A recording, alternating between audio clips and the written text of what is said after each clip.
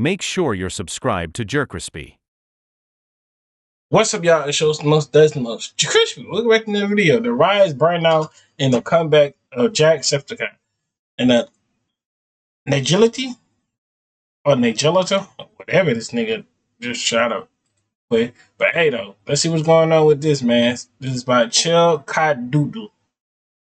JerCrispy. I mean, that's a clever name, though.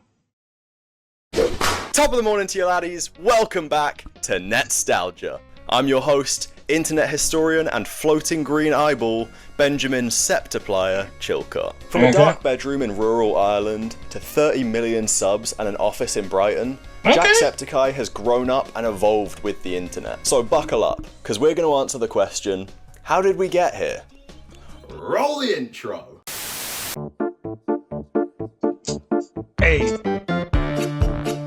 Hey, let me turn this down, cuz I'm not trying to get copyrighted. You already know. Hey.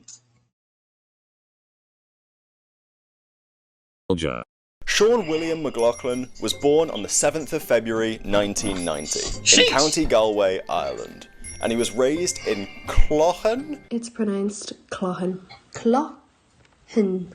Cloughan. With his 4 siblings. Growing up, he was called Jack a lot because it's a nickname for Sean in Ireland. For some reason. Growing up, he was obsessed with video games, practically having a Game Boy glued to his hands at all times. And who can blame him? He would have been playing games like Super Mario 64, Ocarina of Time, Half-Life, Metal Gear Solid, and so many others. As a kid, he got a gnarly eye injury, which got infected and earned him the name Jacksepticeye. In December 2012, after 2 years of studying at the Limerick Institute of Technology, he moved back home to live with his parents. During this time, he started posting on his YouTube channel, named, you guessed it, Jacksepticeye. He originally wanted to do impressions, with his first video being an impression of Solid Snake from Metal Gear Solid 4. War has changed. It's no longer about nations, ideologies, or ethnicity. I don't want to say it. It's your script, you have to. No, I know, I just say it. That deep gravelly voice makes my snake solid.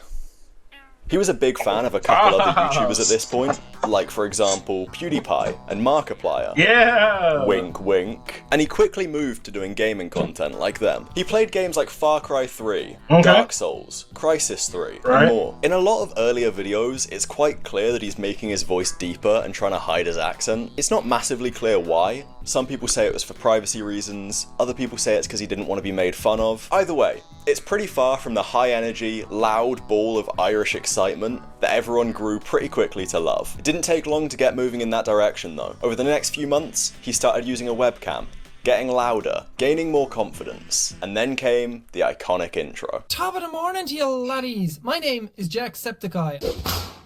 Top of the morning to you laddies, my name is Jacksepticeye. Top of the morning to you laddies, my name is Jacksepticeye. Sean was slowly... Yeah, that's crazy, bro. You know how long, like, you just realize what a good theme, like a good intro to say. Like, it took me a minute to like realize. I was like, damn, you know what? I need a good intro for every video. And I got, what's up, y'all? It's your host, the most that does the most. JerCrispy, welcome back to another video, you know? managing to find Jacksepticeye. Afterwards, in October 2013, PewDiePie hosted a shout-out competition. Basically, a competition where a bunch of his viewers would enter and a select few would get their channels shouted out. Jack entered, and against all odds, won. This was a key milestone for Jack. PewDiePie had just become the most subscribed YouTube channel a month before, so this was a huge platform. PewDiePie was on top before Mr. Beast came in and cut. Like, deadass. I feel like PewDiePie will still be on the top. Now, we got new people come now. New people's like Kai Cenat now, Duke Dennis, all them other niggas. You know, RDC, so Illuminati, give me one more chance. Yeah. We got LTC, Flight Team Stand Up. Yes. And we got that DDG. Bruce drop them off. Who else we got? Who else was a big impact? And you're hosting the most, that's the most. JerCrispy! Yay! For him. In just 4 days, he And don't went from forget Smiley. 2,500 subs to 15,000. He posted a video talking about the situation, and honestly, his excitement in this video is so contagious. I just got mentioned in a PewDiePie video. Holy shit! I am flabbergasted. I have, there are no words to describe how speechless I am right now, because if you're speechless, there are no words anyway, because that's how it works. A month later in November, he started a series that would be an absolute staple of his online career. Top of the morning to you laddies. My name is Jacksepticeye. Welcome to Happy Wheels! Happy Wheels was one of the games that became synonymous with Jacksepticeye. The over-the-top gruesome nature of the game, combined with his loud, larger-than-life reactions, Oh, Jesus fuck! created the perfect formula for a gaming channel in this era. Pure chaos. Happy Wheels And then they made that song. And then he made the songs about it. All the way. All the way. On the way. combined with other games and his daily upload schedule meant that Jack was just speedrunning milestones. In April 2014, he hit 200,000 subscribers, Sheesh. at which point he uploaded his first video with Markiplier. These two were one of the most powerful duos of 2010's YouTube, with two communities effectively becoming one. And honestly, what's more impressive is that they were actually quite positive, friendly communities. The internet, even just a decade ago, was like the Wild West. People would do and say whatever they wanted, especially in the gaming scene.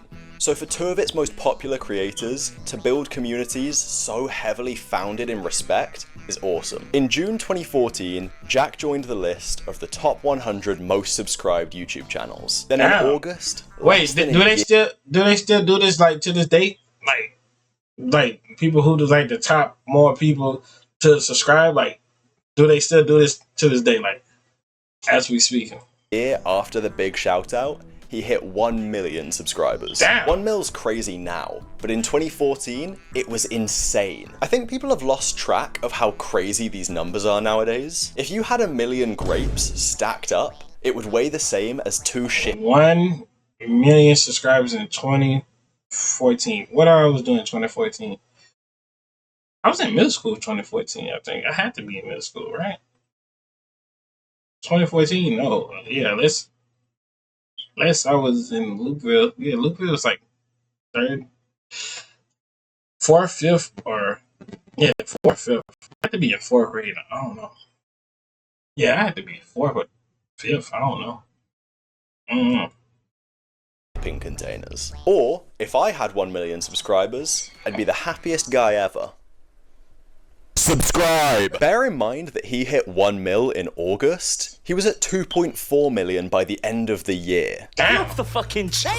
His rise was so rapid because of games like the aforementioned Happy Wheels, or Five Nights at Freddy's, and more. 2014 was also the year where he moved out of his parents' house to Athlone, where he went back to uni alongside making videos. Is that not quite a challenge though? University and YouTube success are both quite difficult things. I don't know how effectively you can really— Psych! In 2015, he started the year with 2.4 million subs and ended it with 7.8 million. Damn! People talk a lot about meteoric rises to My fame. nigga Jack was on that. My nigga Jacksepticeye was on that freaking grind. Oh god, hey Jack, I still need to know how to get in them games, bro. Like how you be doing the voiceover for the games, bro. Like real talk, bro. I'm trying to get in a couple games to voice over some games, like dead serious. In that case, This, if you don't say Jacksepticeye is not the GOAT of fucking YouTube, bro, not at least top 10 or top 5 on your list, bro, then what the fuck type of YouTube you watching? 2.4 million subs and ended it with 7.8 million. People talk a lot about meteoric rises to fame. In that case, this is the one that wiped out the dinosaurs. I have a confession. I never watched that much Jacksepticeye growing up. It's only in the research and creation of this Well, video— I don't know what you was talking about, boy. I was watching Jacksepticeye, especially them Happy Wheels days. I love when he was doing the Happy Wheels. He was the only person that I know that was playing Happy Wheels besides Corey Kitchen, and Corey Kitchen was barely playing Happy Wheels like that. But I only watched him when he was playing Assassin's Creed and what's it called? Happy Wheel. I liked them two videos that he was doing. Then he did that video with Markiplier. But the only reason how I know Markiplier because he was playing not Fortnite. He was playing Finance of Freddy #1. He's still hands down. Markiplier is still the hands down the king of FNAF. That ass. Nobody can take that throne. That I've watched a large amount of his content. Obviously, I existed as a kid in the 2010s, so I knew a decent amount about him and watched the occasional video, but most of the info in here is just my own research, so if there's anything you think I've missed or didn't quite get right, then please do let me know down below. In early 2016, Jack was signed to PewDiePie's short-lived Revel Mode network. That's as much as I'm going into it, because I've said the letters MCN on this show more than I've seen my partner this year. If I ever meet any of those dickheads, I'm swinging for them.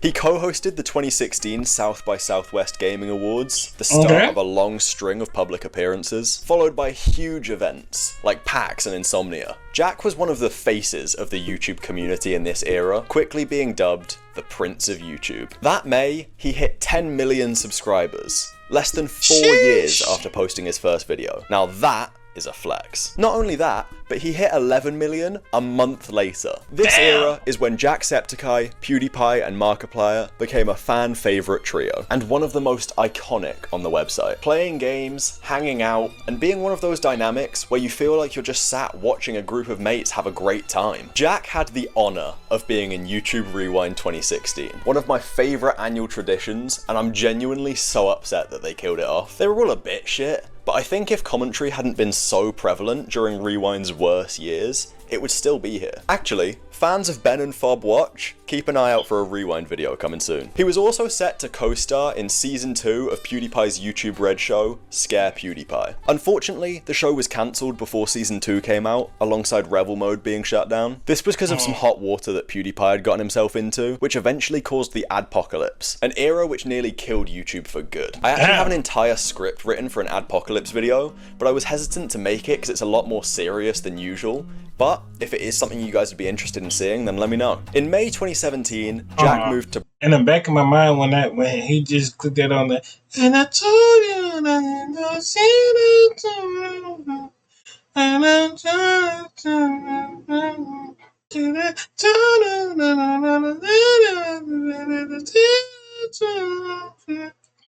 Brighton, which even at that time was the biggest creator hub in the UK outside of London. It was during his reign in the late 2010s when Jack began to star and cameo in all sorts of projects, from films to shows to games. In 2017, he was the voice of Sean Flynn in Bendy and the Ink Machine, which is honestly so cool. I don't be seeing what the big deal is. So what if You lucky ass nigga, boy. You was a lucky ass nigga. Down, bro. I went and painted some of those bendy dolls with a crooked smile? That's sure no reason for Mr. Drew to be flying off the handle at me. It's me! After a test run in September 2017 and a tour afterwards with the Game Grumps, Jack announced a solo tour called the How Did We Get Here tour, where he talked about how he started out and how he got to where he is now. Basically what I'm doing, but in the first person. And then, that December, Jack did a charity stream as a way to give back to the less fortunate during the holiday season. That stream raised over $260,000 for charity. Just a genuinely awesome thing to do with your platform. Charity work and live streams have been a big part of Jack's career, but Thankmas specifically is a huge part of his legacy, raising over $30 million in total over the years. In case you were wondering, at this point, he had 17.4 million subs. On the 12th of May 2018, he posted a video playing the Deadpool game with Ryan Reynolds, whilst interviewing him for the release of Deadpool 2. He's since had semi-regular appearances at press junkets, interviewing the cast of Spider-Man, Jumanji, Once Upon a Time in Hollywood, and more. Yo, this nigga is...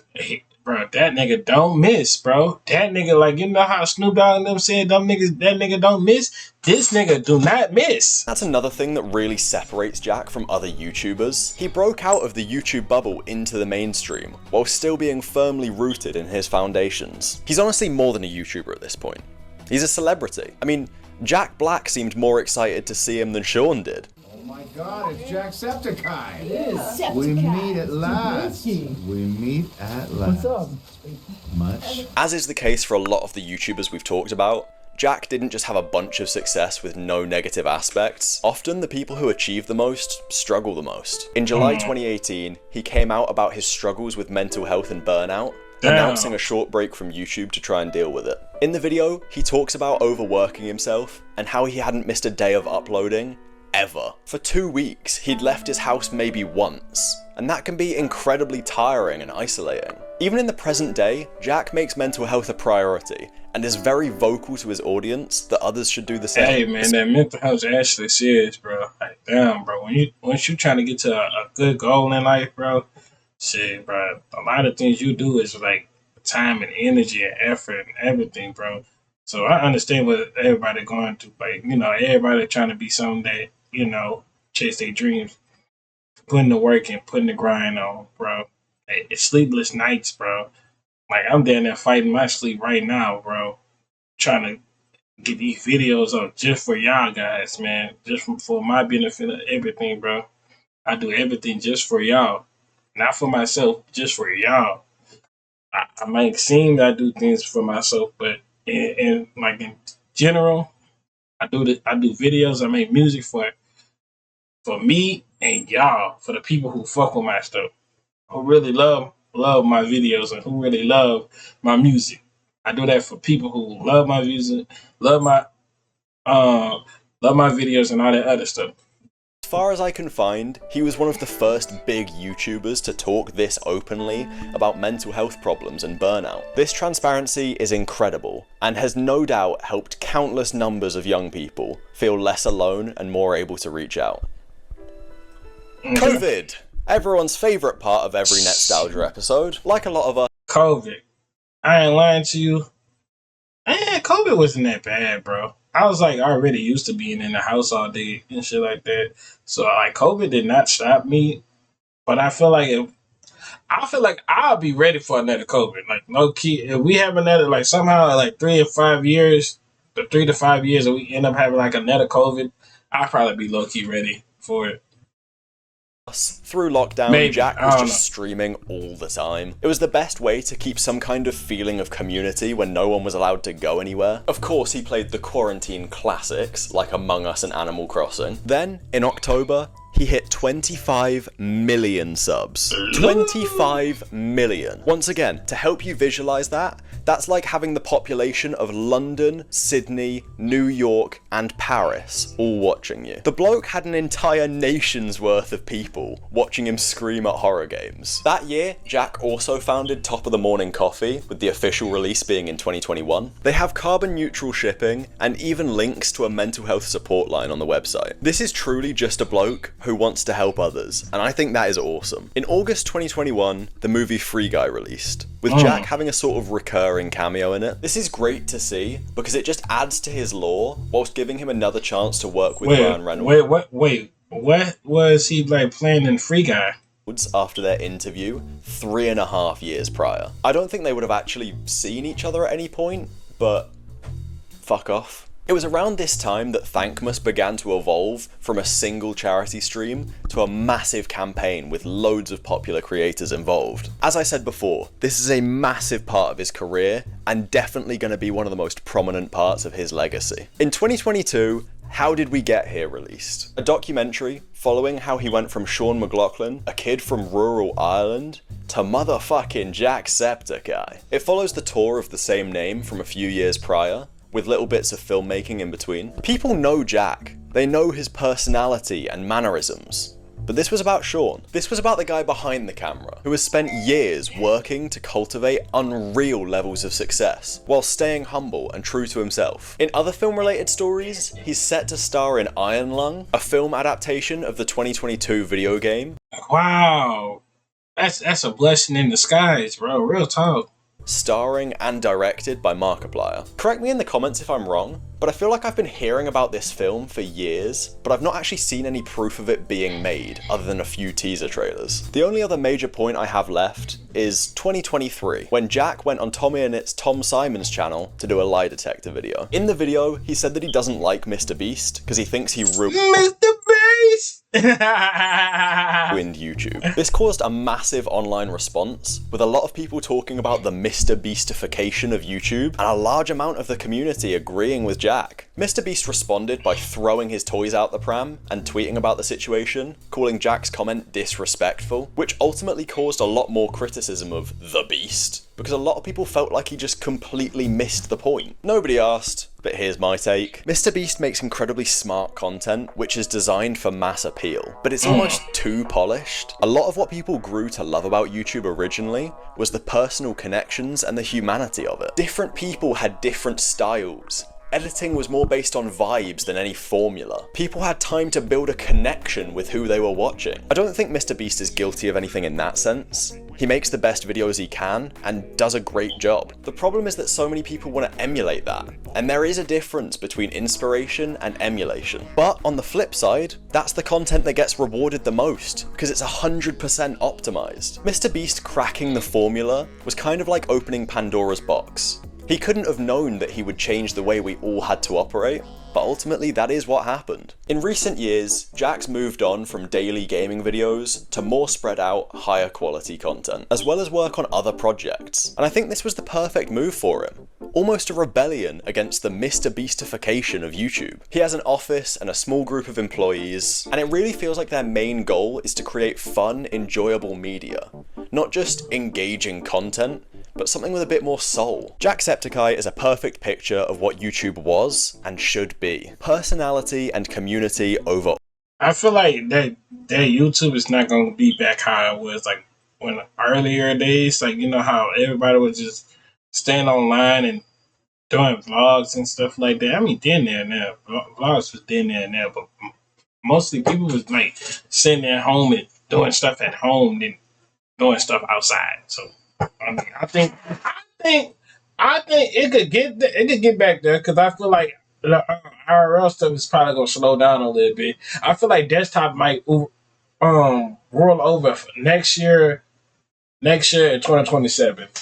I feel like it's like a spinning wheel, like a hamster. You know how like the hamster just be running to trying to get the little food and stuff, or like the nice good drink. It's like that. All else. I don't know if we'll ever end up back there. Or like a roller coaster. Like it's that 1 year, it's all desktop, and now it's down. Now just IRL, turning up. Then another year, we back with the desktop. Now we back with the IRL. Especially with the rise of AI, that's a completely different conversation. But it's nice to see. Yo, we gotta stop AI before AI get popular. Like that. Original flavor of YouTuber hasn't fully died out. Thank you for watching. I've made a Netstalgia. Anyways, y'all, hope y'all enjoyed this video. Make sure to like, comment, subscribe, follow our social media pop on the screen. See y'all in the next video. We're on the road to 500, and I'm out. Love y'all. Subscribe.